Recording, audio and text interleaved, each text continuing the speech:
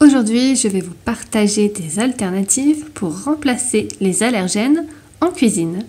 Mais avant de commencer, et si ce n'est pas déjà fait, je vous invite à vous abonner à ma chaîne pour être tenu au courant de toutes les nouveautés.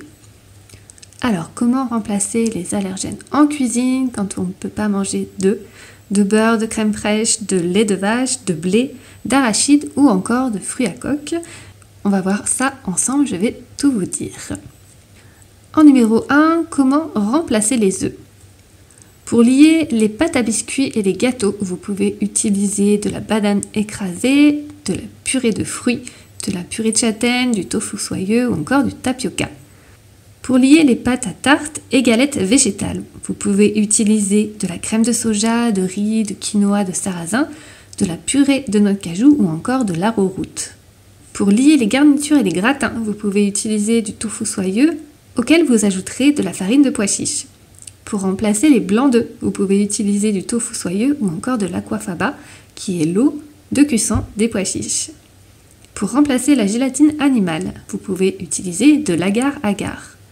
Et enfin, pour remplacer les œufs dans une mayonnaise, vous pouvez utiliser de la purée de légumes montée avec de l'huile d'olive. En numéro 2, comment remplacer le beurre en cuisine? Pour faire des pâtes à tarte, de la béchamel ou des purées de légumes, vous pouvez utiliser de l'huile d'olive, de la margarine végétale ou encore de l'huile de coco. Pour remplacer la noisette de beurre que l'on met dans la soupe ou dans les purées, ou pour faire de fausses crèmes au beurre, on peut utiliser de la purée d'amande, de noisettes, de noix de cajou ou de sésame. En numéro 3, comment remplacer la crème fraîche en cuisine? Dans les veloutés, les omelettes et les quiches, vous pouvez utiliser des crèmes végétales liquides de riz, d'amandes, épeautre ou millet. Pour faire des ganaches, vous pouvez utiliser de la crème d'avoine ou de soja liquide. Et pour faire de la crème fouettée, vous pouvez utiliser de la crème de coco. En numéro 4, comment faire pour remplacer le lait de vache? L'alternative pour toutes les utilisations sera les boissons végétales. En numéro 5, comment remplacer le blé en cuisine? Voyons ensemble comment cuisiner sans gluten.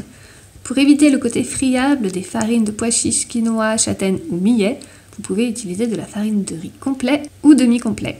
Pour donner du moelleux, vous pouvez utiliser de la poudre d'oléagineux, par exemple d'amande ou de noisette.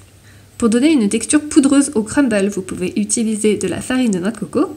Pour réaliser des sauces, vous pouvez utiliser de la farine de riz complet, de la crème de céréales, comme de la farine précuite de quinoa ou de millet. Pour faire des pâtes à crêpes, des cakes salés ou des cakes sucrés, vous pouvez utiliser des farines de riz complet ou de sarrasin. Pour faire des crêpes, vous pouvez utiliser de la farine de sarrasin, si c'est une recette sans œufs, mais également de la farine de riz seule ou mélangée avec de la farine de quinoa, de millet, de châtaigne ou de teff pour les recettes contenant des œufs. Enfin, pour remplacer le couscous au blé, vous pouvez utiliser du quinoa ou du millet, utilisez chaud ou froid. En numéro 6, les arachides. Pour remplacer la cacahuète, vous pouvez utiliser des noisettes, des amandes ou encore des noix de cajou.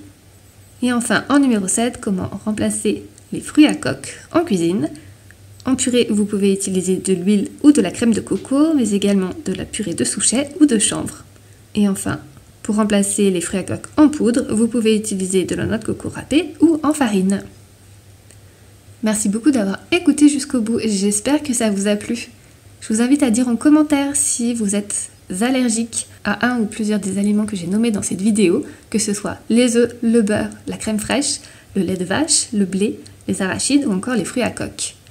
Vous pouvez partager en commentaire les alternatives que vous utilisez en cuisine. Je pense que ça pourra intéresser beaucoup de monde. J'espère que cette liste d'astuces pourra vous aider au quotidien pour remplacer les allergènes dans vos recettes.